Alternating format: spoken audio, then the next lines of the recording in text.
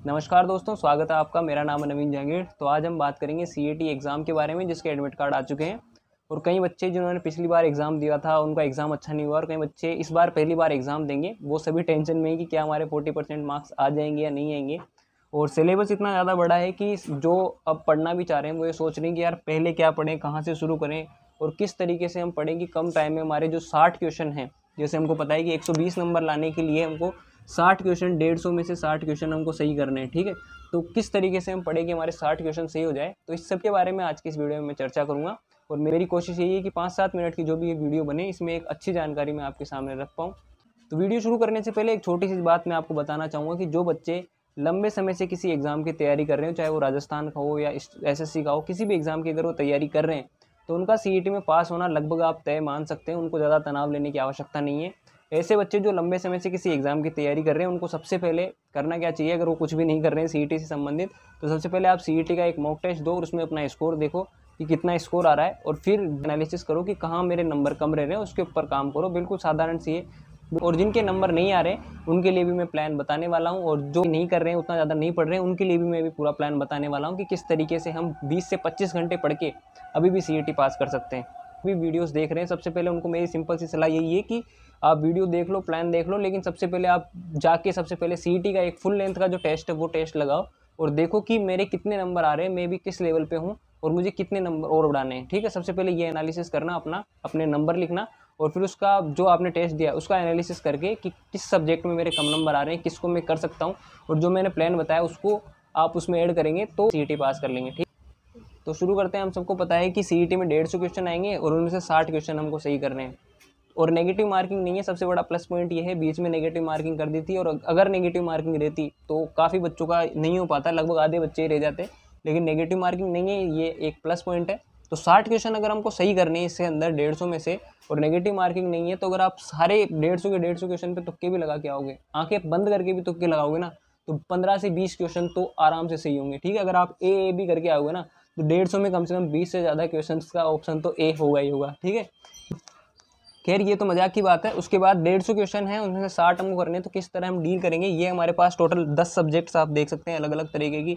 History है, art and culture है, geography है, पॉलिटी है, इकोनॉमी है, साइंस है, मैथ्स एंड रीजनिंग है, हिंदी है, इंग्लिश है और कंप्यूटर है। इनमें से पहले क्या पढ़ें, अब इनमें से पहले कौन सी सब्जेक्ट पढ़ी जाए कि कम समय में हम ज़्यादा नंबर गेन कर लें। तो सबसे पहले मैं आपको बता दूं, ये सब जो जीएस के सब्जेक्ट्स हैं इनका सिलेबस काफ़ी ज़्यादा बड़ा है, और फिर इनमें कोई श्योरिटी भी नहीं है कि क्वेश्चन कहाँ से आएगा। तो अगर आपने कुछ भी नहीं पढ़ा है और आप अगर आपने कुछ भी नहीं पढ़ा है और आप मिनिमम 60 क्वेश्चन तक पहुँचना चाहते हैं, तो सबसे पहले आपको जो सब्जेक्ट उड़ानी है वो है मैथ्स। अब कई बच्चों को मैथ्स से डर लगेगा, उनके लिए हम अलग प्लान पर डिस्कस करेंगे। तो सबसे पहले आपको मैथ्स उठानी है। अगर आपको मैथ्स से उतना ज़्यादा डर नहीं लग रहा है, तो सबसे पहले आपको मैथ्स ही करनी है। राजस्थान के एग्जाम्स में जो मैथ्स पूछी जाती है उसका लेवल 10th क्लास तक का भी नहीं रहता। तो आपको करना क्या है कि सीईटी का जो सिलेबस है उसमें मैथ्स में जो जो टॉपिक दिए हुए हैं, आपको हर टॉपिक का जो सूत्र है वो याद करना है और उससे संबंधित 20 क्वेश्चन करने हैं। आपके पेपर में जो क्वेश्चन आएंगे वो डायरेक्ट फॉर्मूला बेस्ड आएंगे कि आपको फॉर्मूले में वैल्यू रखनी है और आपका क्वेश्चन सोल्व हो जाएगा। तो मैथ्स सबसे पहले आपको उठानी है।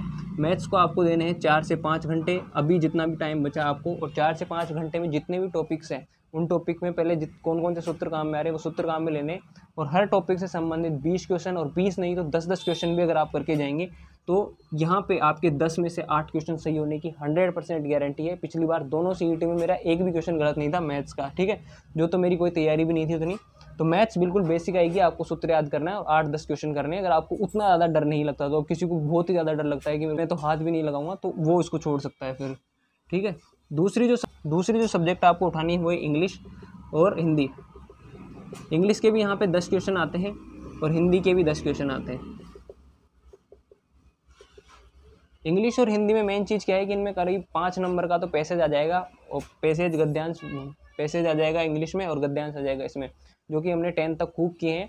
और एक एक पैसेज आप सोल्व भी कर जाना यहाँ पे अगर आपके पास टाइम हो तो। और इंग्लिश और हिंदी में मेन चीज़ क्या है, जितने भी टॉपिक्स आपको दिए हुए हैं, डायरेक्ट इनडायरेक्ट ले लो आप, इंग्लिश में एक्टिव वॉइस पैसिव वॉइस ले लो, और हिंदी में आप संधि समास ले लो। इनको आपको ज़्यादा कुछ नहीं पढ़ना है, बिल्कुल जो सामान्य नियम दिए हुए हैं वो पढ़ना है, और उनके जो उदाहरण दिए हुए हैं वो पढ़ना है।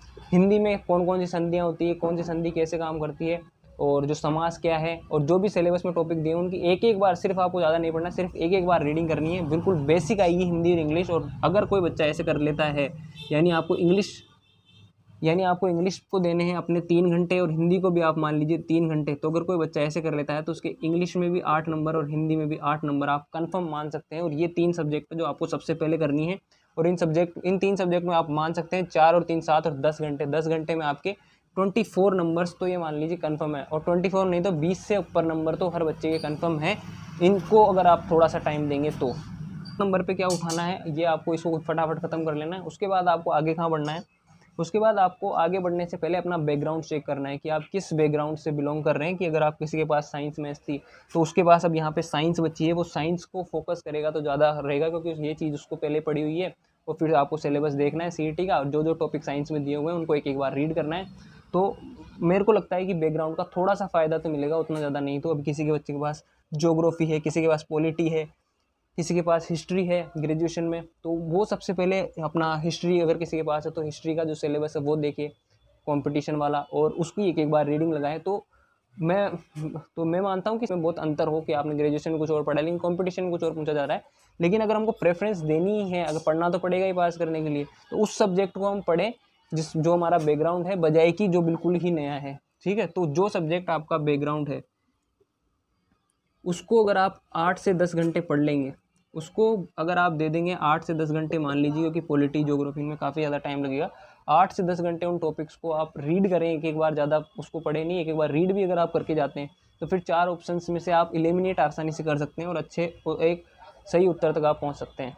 तो इस तरीके से आप जो बैकग्राउंड का जो सब्जेक्ट है उसको 8 से 10 घंटे देकर आप 10 से 15 नंबर यहाँ पर आसानी से ला सकते हैं। ठीक है, उसके बाद 5वीं जो चीज़ मैं आपको बताऊंगा वो है करंट अफेयर्स। करंट अफेयर्स में भी ओलंपिक्स हुए हैं, पैरा ओलंपिक्स हुए हैं, और भी कई सारे इवेंट्स हुए हैं। तो अगर आप, ठीक है, तो करंट हम ले सकते हैं और करंट से रिलेटेड यहाँ पे आप मान सकते हैं 8 से 10 क्वेश्चन पूछे जाएंगे, और भी ज़्यादा ही हो सकता है, इससे कम नहीं होगा। कौन कौन से सैन्य अभ्यास चल रहे हैं, इन सब से आधारित प्रश्न आपको पूछे जाएंगे। अभी कौन नया मंत्रिमंडल बना है, उसमें कौन किस पद पे है, इससे संबंधित प्रश्न आपको काफ़ी ज़्यादा पूछे जाएंगे। आपको एक वीडियो देख के सुन सकते हैं उसको बैठे बैठे, जब भी आपको फ्री टाइम मिल रहा है, या फिर कोई मैगजीन ला के उसको पढ़ सकते हैं। यहाँ से आपके 8 से 10 क्वेश्चन हो जाएंगे। तो इस तरीके से हमारे टोटल आप यहाँ से 8 8 2 16 8 24 8 चौक 32 8 5 40 ये 40 क्वेश्चन अब हम कॉन्फिडेंटली सही कर सकते हैं। और उसके बाद 110 क्वेश्चन बच रहे हैं। ठीक है, 40 होगा, 110 बच रहे हैं।